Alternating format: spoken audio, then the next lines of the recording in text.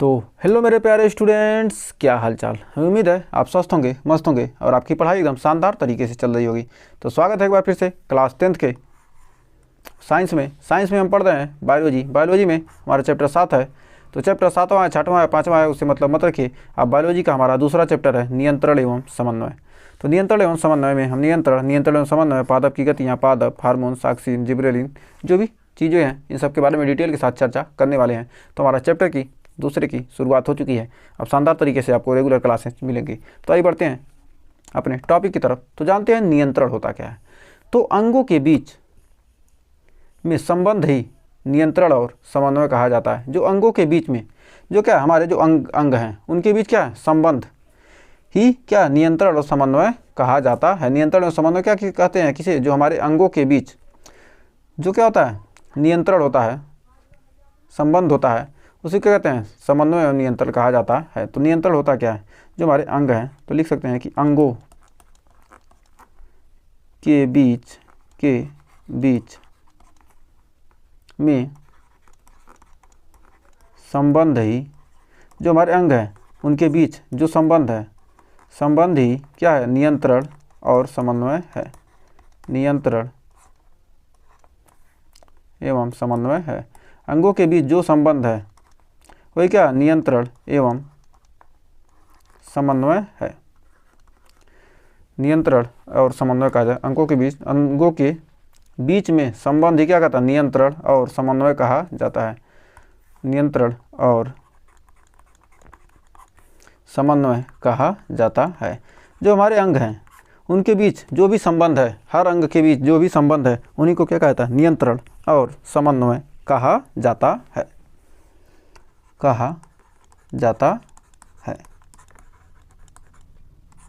तो आइए जानते हैं नियंत्रण एवं समन्वय। नियंत्रण और समन्वय क्या होते हैं, 3 प्रकार के होते हैं। जो हमारे नियंत्रण एवं समन्वय हैं कितने प्रकार के होते हैं, 3 प्रकार के होते हैं। तो हमारा नियंत्रण और समन्वय में क्या होते हैं, एक कोश की जीव आएंगे, उनके बीच होगा पादप होंगे, पेड़ पौधे होंगे, जंतु या मनुष्य। तो सबसे पहले हम जानेंगे क्या, एक कोश की जीव के बीच नियंत्रण कैसे होता है। एक कोशिकीय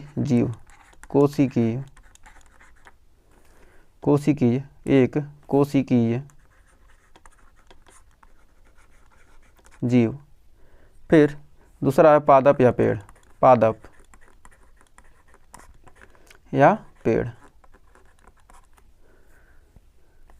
जंतु या मनुष्य। इन सब में क्या होता है, कंट्रोल एंड कोऑर्डिनेशन, नियंत्रण एवं समन्वय होता है। तो संबंध क्यों कहता है, समन्वय स्थापित करना। तो अभी समन्वय की परिभाषा आपको बहुत ही शानदार तरीके से आगे अभी धीरे धीरे क्लियर हो जाएगी कि नियंत्रण एवं समन्वय का होता क्या है। तो जो है हमारे क्या है, अंगों के बीच जो संबंध है, अंगों के बीच में संबंध ही क्या कहलाता है, नियंत्रण और समन्वय होता है या कहा जाता है। जो अंग है उनके बीच जो संबंध है उन्हीं को में क्या होगा, नियंत्रण होगा और समन्वय स्थापित करेंगे। तो आइए बढ़ते हैं आगे। जो हमारा जंतु है, जंतु या मनुष्य में इनमें क्या क्या चीज़ें पाई जाती हैं, इनमें हार्मोन्स पाए जाते हैं और तंत्रिका तंत्र पाए जाते हैं। हार्मोन्स, इनमें क्या होता है, हार्मोन्स और तंत्रिका तंत्र। हार्मोन्स होते हैं और तंत्रिका तंत्र होते हैं। जो पौधे होते हैं इनमें भी क्या होते हैं, हार्मोन्स पाए जाते हैं। पौधों में भी क्या होते हैं, हार्मोन्स पाए जाते हैं। हार्मोन्स जो हमारे पौधे हैं इनमें भी क्या होते हैं, हार्मोन्स पाए जाते हैं। और जो हमारे एक कोश की जीव होते हैं, एक कोश की जीव किसे कहते हैं, जिनमें एक कोशिका उपस्थित हो, जिनमें क्या हो, एक कोशिका उपस्थित हो, जिनमें एक कोशिका उपस्थित हो,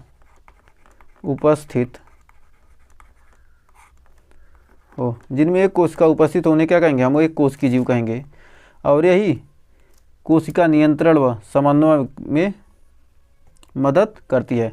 और यही कोशिका जो है क्या है, नियंत्रण एवं समन्वय में क्या करती है, मदद करती है। यही कोशिका नियंत्रण एवं समन्वय किन 3 चीज़ों में होता है क्या, एक कोश की जीव में, पेड़ पौधों में या जंतु या मनुष्य में। तो यही जो कोशिका होती है, यही कोशिका जो एक कोशिका होती है, जिनमें एक कोशिका होती है उपस्थित, उन्हें क्या कहेंगे? एक कोशिकी जीव कहेंगे। जो ये एक कोशिका होती है, यही कोशिका क्या करती है? नियंत्रण व समन्वय में मदद करती है। यही कोशिका नियंत्रण एवं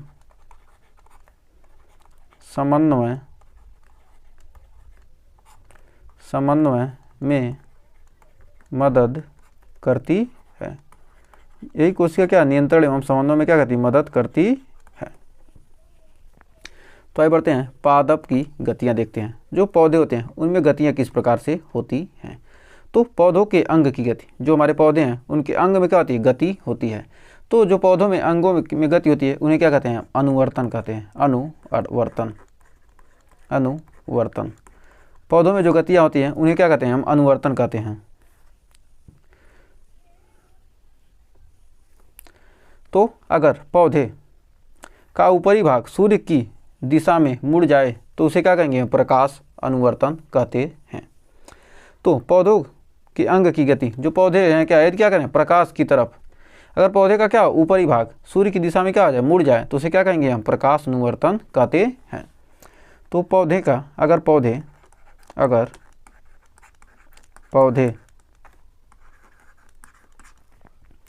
का ऊपरी भाग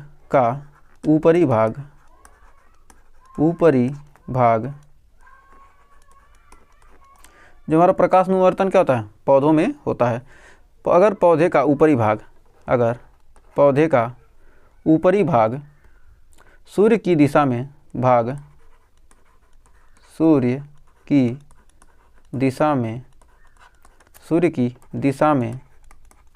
मुड़ जाए तो उसे प्रकाश अनुवर्तन कहते हैं। उसे प्रकाश अनुवर्तन कहते हैं।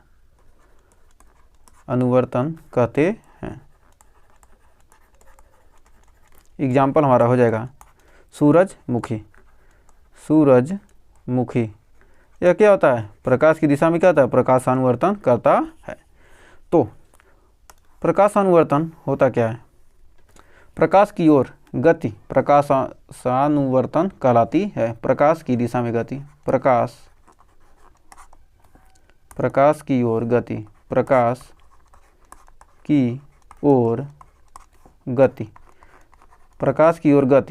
क्या कहलाती है? प्रकाशानुवर्तन कहलाती है। की ओर गति प्रकाशानुवर्तन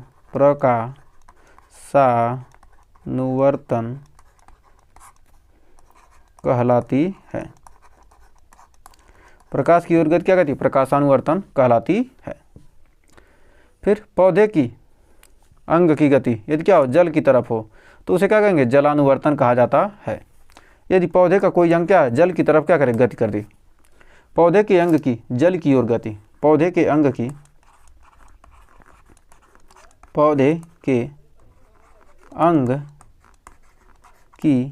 गति, पौधे के अंग की जल की ओर गति, पौधे के अंग की जल की ओर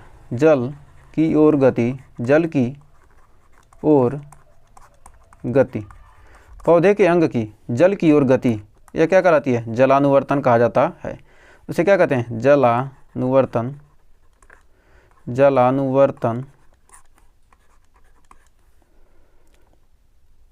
कहा जाता है।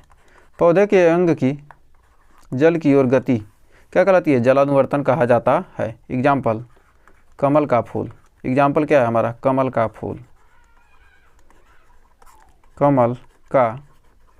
फूल। क्या करता है? जलानुवर्तन करता है। फिर गुरुत्वाकर्षण की दिशा में गति होती है जो उसे गुरुत्वानुवर्तन कहलाती है। तो कुछ पौधे होते हैं उनके जड़ क्या होते हैं? गुरुत्वाकर्षण की दिशा में क्या होते हैं? गति करते हैं। या कोई फल से क्या होगा? कुछ टूट कर गिर गया तो क्या होगा? नीचे की तरफ क्या होगा? गति करेगा। तो उसे हम क्या कहेंगे? गुरुत्वाकर्षण की दिशा में होने वाली गति।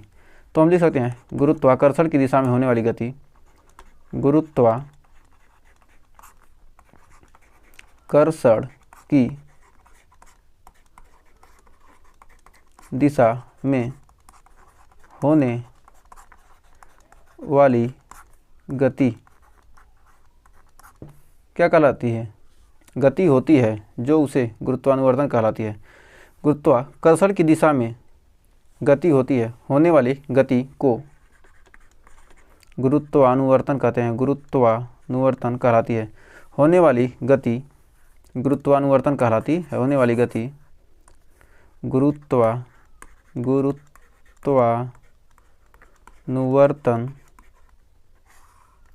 कहलाती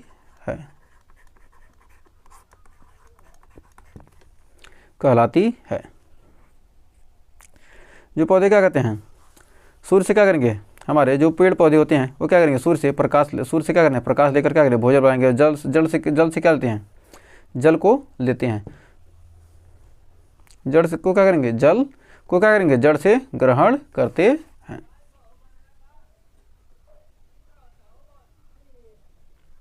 जो हमारे क्या है, ये हमारा एक पौधा है, इसमें क्या होता है, एक हमारा ऊपर का क्या है, ऊपर का भाग क्या होता है, ये पुष्प है।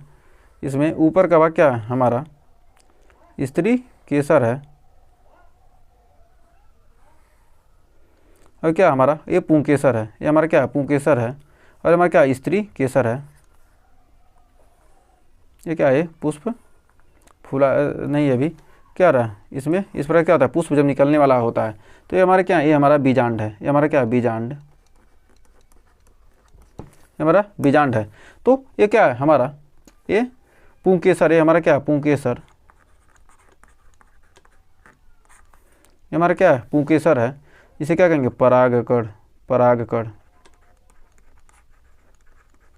और ये हमारा क्या, स्त्री केसर है। ये हमारा क्या, स्त्री केसर,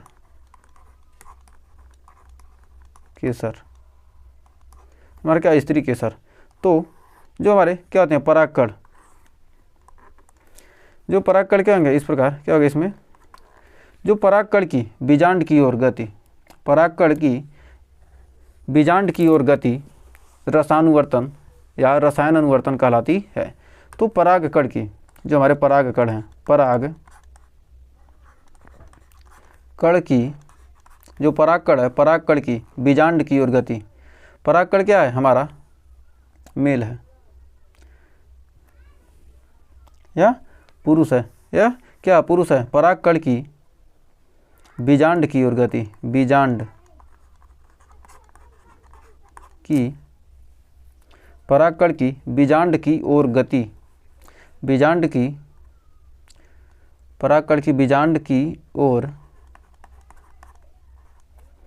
गति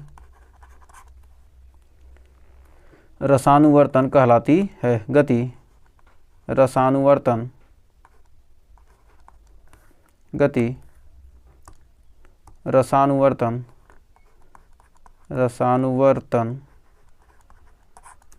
या रसायन अनुवर्तन, रसायन अनुवर्तन। परागकण की क्या, बीजांड की ओर गति क्या कहलाती है, रसानुवर्तन कहलाती है। ये क्या होगा, ऑब्जेक्टिव क्वेश्चन में आपके पूछा जा सकता है। तो यहाँ पर क्वेश्चन बना है, प्रकाश अनुवर्तन से आप क्या समझते हैं, इससे आप क्या समझते हैं। तो मतलब क्या, प्रकाश की ओर गति, पादपों की क्या होगा, पादपों के किसी भाग का प्रकाश की ओर गति। अगर क्या है, प्रकाश, अगर पौधे का ऊपरी भाग सूर्य की दिशा में मुड़ जाए तो उसे हम क्या कहेंगे, प्रकाश अनुवर्तन कहते हैं, या कहते हैं प्रकाश की ओर गति प्रकाश अनुवर्तन कहलाती है। तो इसको आंसर वो हम लिख सकते हैं। आपका क्या है, HW है, तो इसका आप क्या करना है, कमेंट में ज़रूर इसका आंसर दीजिएगा। तो बढ़ते हैं अगले क्वेश्चन आगे। अब जानते हैं पादप हार्मोन्स, जो हमारे पेड़ पौधे हैं इनमें कौन कौन से हार्मोन्स पाए जाते हैं। तो इन हार्मोन्स के बारे में अब हम पढ़ते हैं। ये सब क्या है, important hormones, important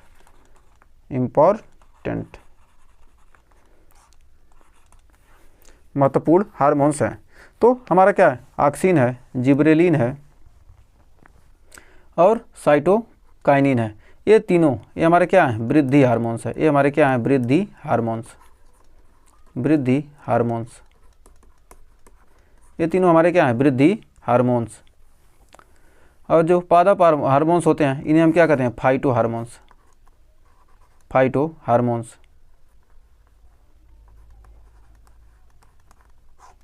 phyto hormones. पादप हार्मोन्स क्या कहते हैं? हम फाइटो हार्मोन्स भी कहते हैं। और हमारे क्या है? ये दोनों क्या हैं? वृद्धि रोधक हार्मोन्स। ये हमारे क्या है? वृद्धि रोधक। वृद्धि रोधक हार्मोन्स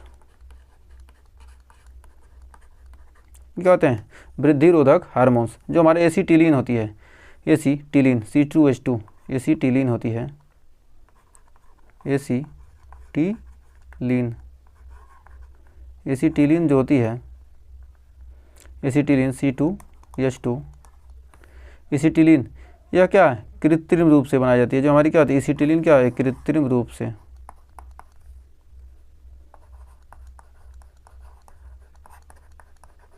कृत्रिम रूप से। तो आइए बढ़ते हैं आगे। जो हमारे क्या है? ये सब क्या है? महत्वपूर्ण हार्मोन्स हैं। ये क्या हमारे? वृद्धि हार्मोन्स हैं। ये तीनों क्या हमारे? वृद्धि हार्मोन हैं। और ये दोनों क्या है? हमारे वृद्धि रोधक हार्मोन्स हैं। इन्हें फाइटो हार्मोन्स, पादप हार्मोन्स को क्या कहते हैं? फाइटो हार्मोन्स भी कहते हैं। तो अब जानते हैं ऑक्सिन। तो सबसे पहले हम ऑक्सिन हार्मोन्स को देखते हैं, एक एक करके हम हर हार्मोन्स के बारे में चर्चा करने वाले हैं। तो सबसे पहले देखते हैं ऑक्सिन। यह क्या है? ऑक्सिन पादप हार्मोन्स में ऑक्सिन सबसे महत्वपूर्ण हार्मोन्स है। यह जो हमारा ऑक्सिन है यह पादप हार्मोन्स में, पादप हार्मोन्स में, पादप हार्मोन्स में, हार्मोन्स में ऑक्सिन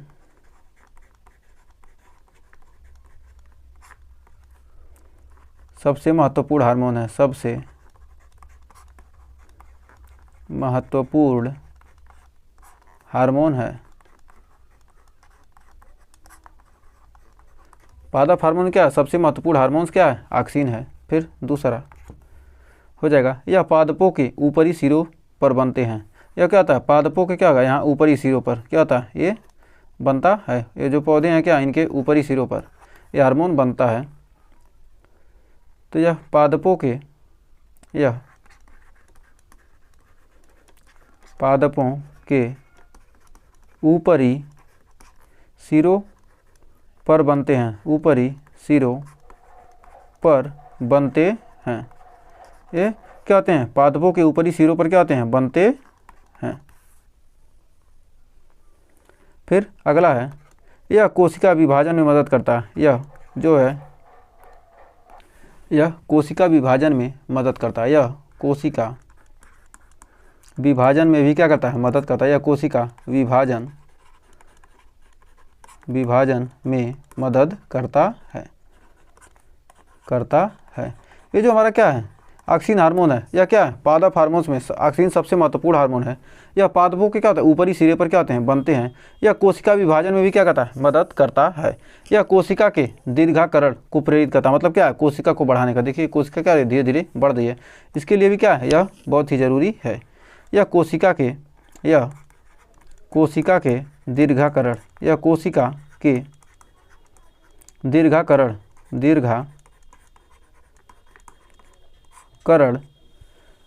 को प्रेरित करता है। दीर्घाकरण को प्रेरित करता है। यह कोशिका के क्या है? दीर्घाकरण को क्या करता है? प्रेरित करता है।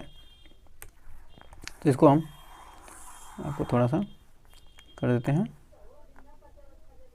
यह कोशिका के क्या है? दीर्घाकरण को क्या करता है? प्रेरित करता है। तो आइए इसके आगे के पॉइंट और लिखते हैं। तो इसके आगे पॉइंट, यह बीज रहित फलों के उत्पादन में भी सहायक है। यह बीज रहित जिसमें क्या हो? बीज ना हो, वैसे पौधों फलों के उत्पादन में भी क्या सहायक है। यह बीज रहित फलों के उत्पादन में सहायक है। यदि क्या करें हम ऑक्सिन हार्मोन का क्या छिड़काव करके क्या होता है? बीज रहित पौधा क्या होगा? हमें फल उत्पन्न होगा। जैसे अंगूर, उदाहरण के लिए हम जानते हैं अंगूर में क्या करें, यदि हम इसका छिड़काव करते हैं तो क्या होगा, हमें बिना बीज का अंगूर मिलेगा। तो जो ये हमारा हार्मोन है इसकी खोज किसने की थी, तो इसकी खोज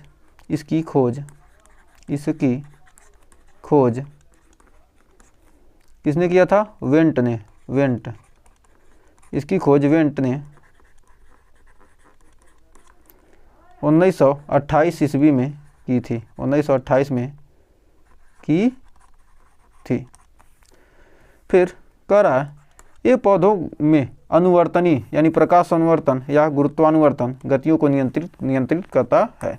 यह पौधों में अनुवर्तनी गतियों को नियंत्रित करता,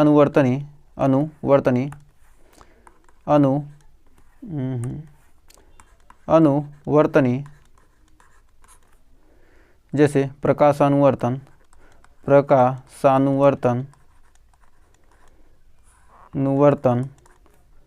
व गुरुत्वानुवर्तन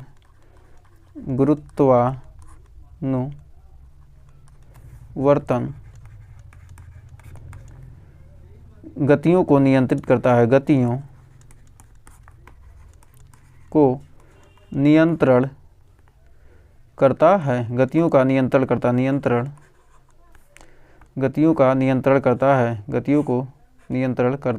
है। क्या करेगा, इन सब गतियों को क्या करता है, यह नियंत्रित करता है।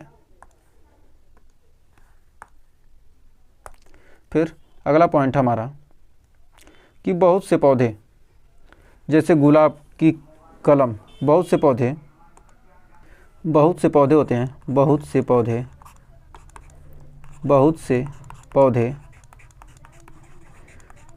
पौधे जैसे गुलाब की कलम, जैसे क्या होती है, गुलाब की कलम जैसे जो क्या आती है, जब हम कलम लगाते हैं किसी चीज़ की, क्या कहते हैं, इसको लगा देने से क्या होता है, जल्दी क्या होता है, उसमें जड़ आती है। गुलाब की कलम को जमीन में गाड़कर पुनः नया पौधा तैयार किया जा सकता है। बहुत से पौधों को जमीन में गाड़कर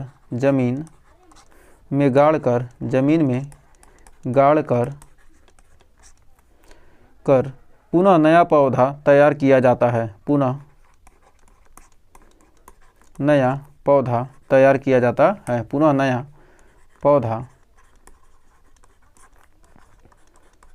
तैयार किया जाता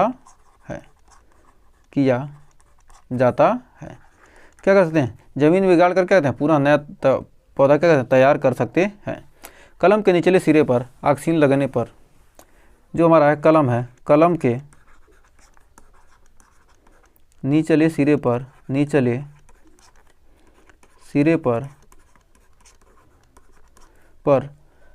ऑक्सीन लगने पर कलम के निचले सिरे पर ऑक्सीन लगने पर पौधा शीघ्र गति से उत्पन्न होने लगता है। पौधा शीघ्र गति से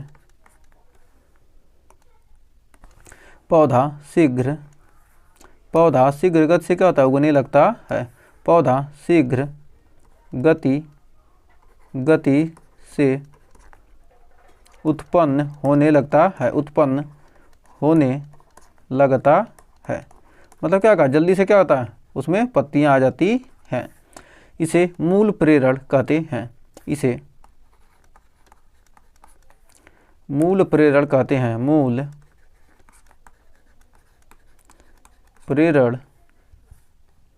इसे मूल प्रेरण कहते हैं।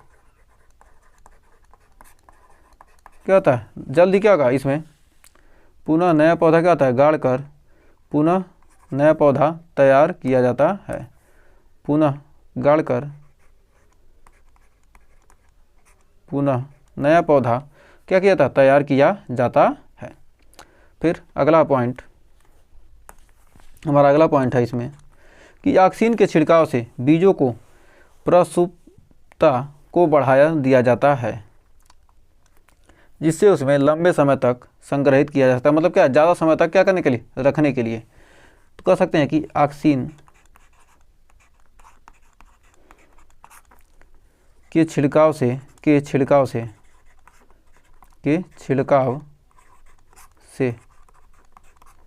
बीजों की, मतलब ज़्यादा समय तक क्या करने, स्टोर करने की क्षमता क्या आती है, बढ़ जाती है। बीजों की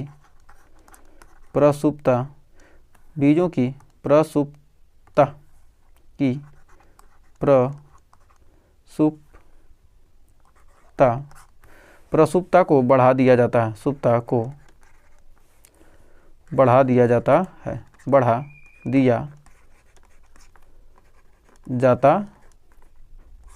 है, जिससे उसे लंबे समय तक संग्रहित किया जा सकता है, जिससे उसे लंबे समय तक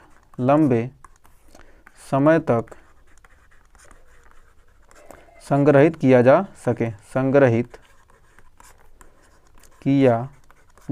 सके। उसको क्या कर सकते हैं, लंबे समय तक क्या कर सकते हैं, संग्रहित यानी इकट्ठा किया जा सकता है, मतलब भंडारण किया जा सकता है। जैसे उदाहरण के लिए लिख सकते हैं ईडोल एसीटिक अम्ल, ईडोल 3 पाइरूविक अम्ल, ईडोल एसीटिक अम्ल, ईडोल एसीटिक अम्ल का यूज करके, या ईडोल 3 पाइरूविक अम्ल का यूज करके, ईडोल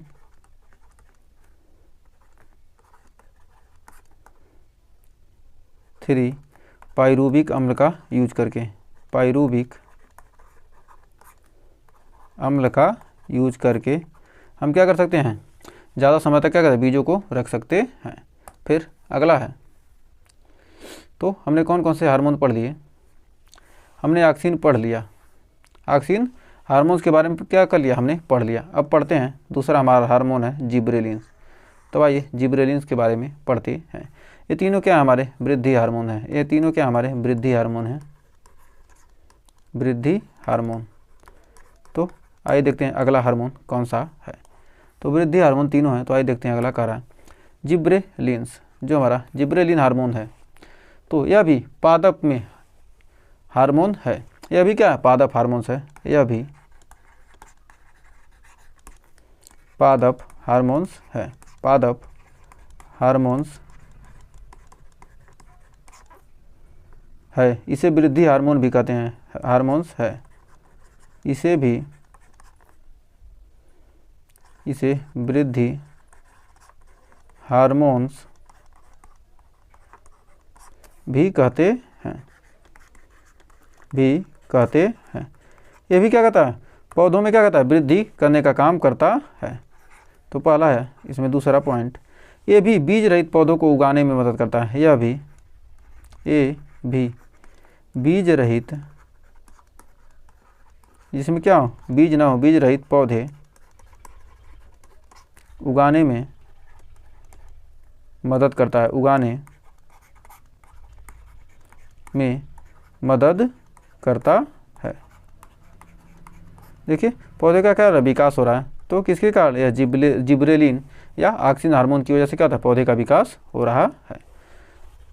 यह भी बीज रहित पौधे उगाने में क्या करता है, मदद करता है, पौधों को उगाने में क्या करता है, मदद करता है। फिर अगला हमारा तीसरा पॉइंट है, ये भी कोशिका विभाजन व दीर्घाकरण को प्रेरित करता है, यह भी कोशिका विभाजन व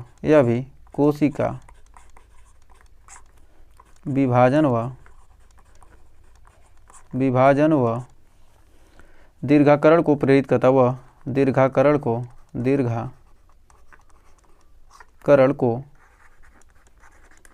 प्रेरित करता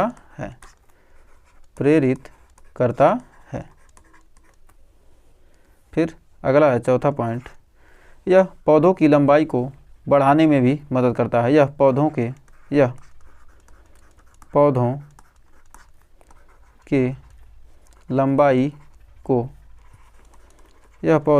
लंबाई को बढ़ाने में भी मदद करता है, बढ़ाने में भी मदद करता है, मदद करता है। एग्जाम्पल के लिए जो हमारे क्या है, मटर, मक्का, चुकंदर, मटर, मक्का, चुकंदर, मटर, मक्का, चुकंदर अनुवांशिक छोटे या बौने पौधे होते हैं, या चुकंदर जो क्या होते हैं, आनुवांशिक, अनुवांशिक, अनुवांशिक छोटे या बौने, छोटे या बौने पौधे होते हैं। ये सब क्या हैं, आनुवांशिक छोटे या बौने पौधे हैं, पौधे होते हैं, पौधे होते हैं। इनको जिबरेलिन के छिड़काव से लंबा किया जाता है, इनको जिबरेलिन के छिड़काव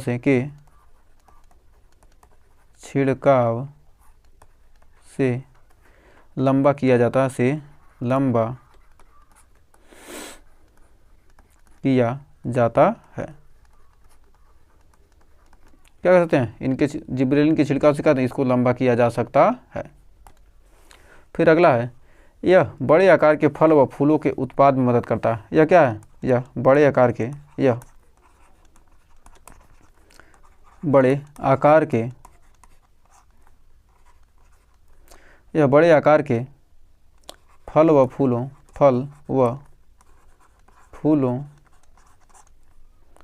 के उत्पाद में, फूलों के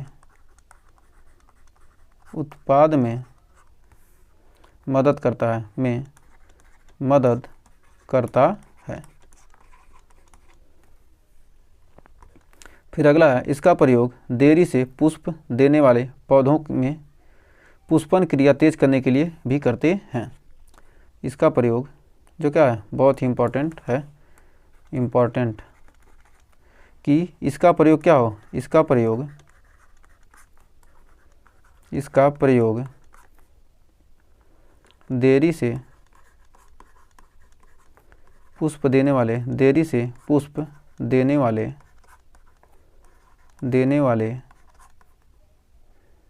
पौधे में पुष्पन क्रिया तेज करने के लिए, पौधे में पुष्पन क्रिया तेज करने के लिए भी करते हैं, तेज करने के लिए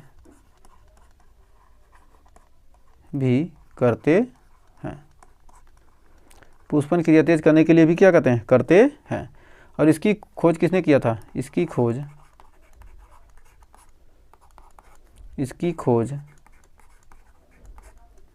किसने किया था, कुरोसावा 1926 में हुई थी। कुरोसावा के द्वारा 1926 में, कुरोसावा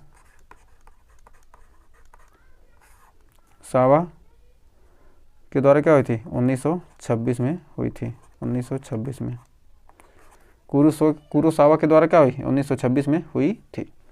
तो अब बढ़ते हैं अगले हार्मोन की तरफ। हमारा अगला हार्मोन है वृद्धि वाला हार्मोन, क्या, साइटोकाइनिन। यह जड़ तथा भ्रूण पोषण में भी क्या होता है, भ्रूण पोष में क्या होता है, पाया जाता है। यह जड़ तथा भ्रूण पोष में पाया जाता है। जो हमारा ये भी क्या है, वृद्धि वर्धक क्या हार्मोन है। यह जड़ तथा भ्रूण पोष में पाया जाता है। यह जड़ तथा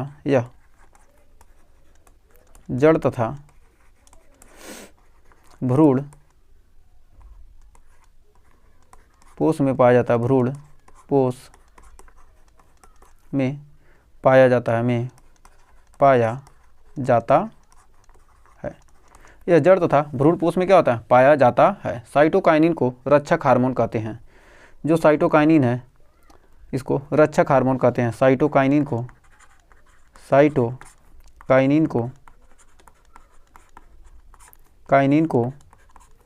रक्षक हार्मोन भी कहते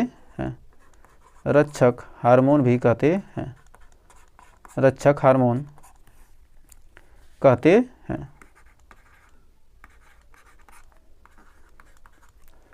ये पौधों को में उपस्थित क्लोरोफिल की रक्षा करता है, रक्षक हार्मोन कहते हैं। ये पौधों के क्लोरोफिल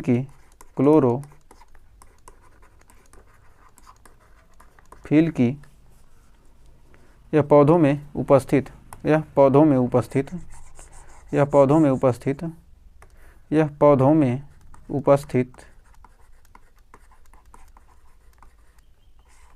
क्लोरोफिल की रक्षा करता है, क्लोरोफिल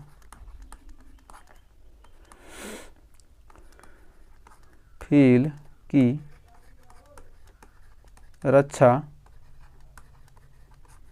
करता है। यह पौधों में क्या है, उपस्थित क्लोरोफिल की क्या करता है, रक्षा करता है। तो आइए बढ़ते हैं आगे, फिर अगला पॉइंट देखते हैं इसका। यह पौधों को हरा व ताज़ा रखता है। यह क्या करता है, जब क्लोरोफिल की रक्षा करेगा क्या करेगा, हरा रखेगा। यह पौधों को हरा व ताज़ा रखता है। यह क्या करता है, पौधों को हरा व ताज़ा रखता है।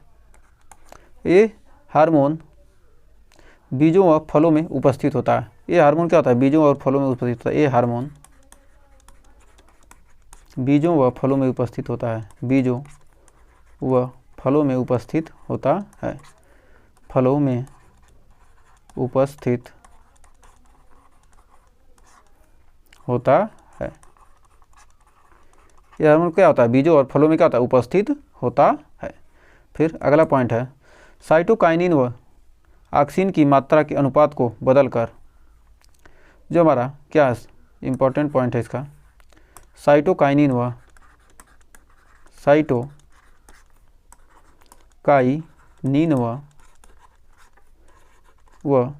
ऑक्सिन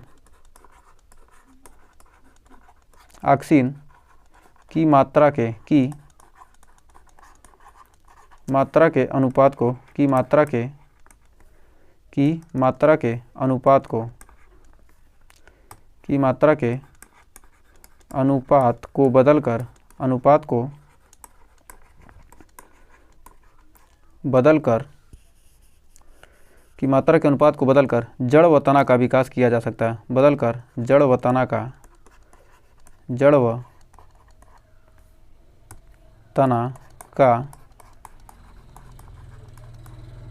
विकास किया जा सकता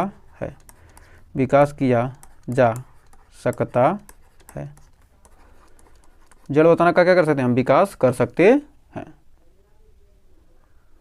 इसकी खोज किसने किया था, इसके खोजकर्ता कौन है,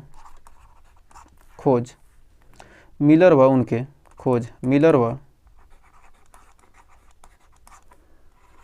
उनके साथियों ने 1956 में या 1955 में या 1955-56 में की।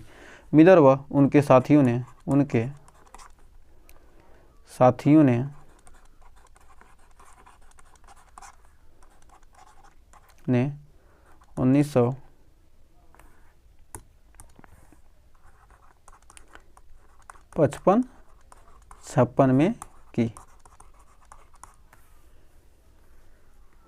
तो एक इम्पॉर्टेंट सा टॉपिक है, इसमें इम्पॉर्टेंट पॉइंट है कि इसके उपयोग से प्रकाश प्रिय पौधों को अंधकार में भी क्या कर सकते हैं, बीजों को उगाया जा सकता है।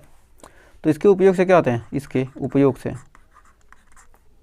क्या होता है, या क्लोरोफिल को क्या कहता है, क्लोरोफिल की क्या करता है, बनाए रखता है। तो इसकी सहायता से क्या करते हैं, क्लोरोफिल को क्या होता है, नष्ट नहीं करने देता, क्लोरोफिल की रक्षा करता है। तो इस पर क्या करते हैं, क्लोरोफिल पर छिड़क करके सकते हैं हम अंधेरे में भी क्या कर सकते हैं, उसको उगा सकते हैं। इसका यूज करके इसके उपयोग से इसका क्या करेंगे, हम छिड़काव कर देंगे। तो इसके उपयोग से प्रकाश प्रिय पौधे को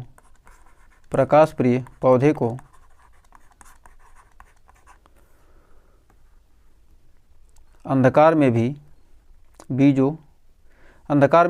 बीजों को उगाया जा सकता है। पौधों को अंधकार में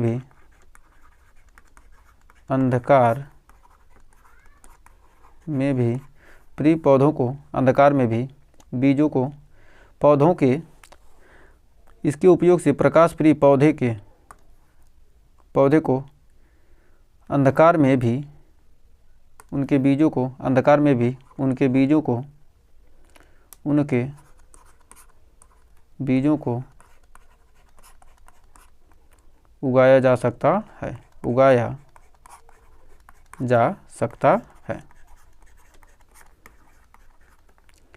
जैसे उदाहरण के लिए हो जाएगा, हमारा एग्जाम्पल में हो जाएगा तंबाकू के अंधेरे में ही उगाया जा सकता है। तो उम्मीद है यहाँ तक आपको अच्छे से क्लियर हो गया होगा। अगर आपने वीडियो को लास्ट तक देखा है तो आपका बहुत बहुत धन्यवाद। अगर यहाँ तक सेशन पसंद आया हो तो वीडियो को लाइक शेयर कीजिएगा और चैनल पर पहली बार किए हैं चैनल को सब्सक्राइब जरूर कीजिएगा। तो मिलेंगे इसके आगे के टॉपिक के साथ, जो हमारे आगे हार्मोन हैं एब्सिसिलिक अम्ल, एथिलीन, इन जो भी बाकी हार्मोन्स बचे हैं उनके आगे के टॉपिक को मिलेंगे नेक्स्ट वीडियो में लेकर। तब तक के लिए टेक केयर।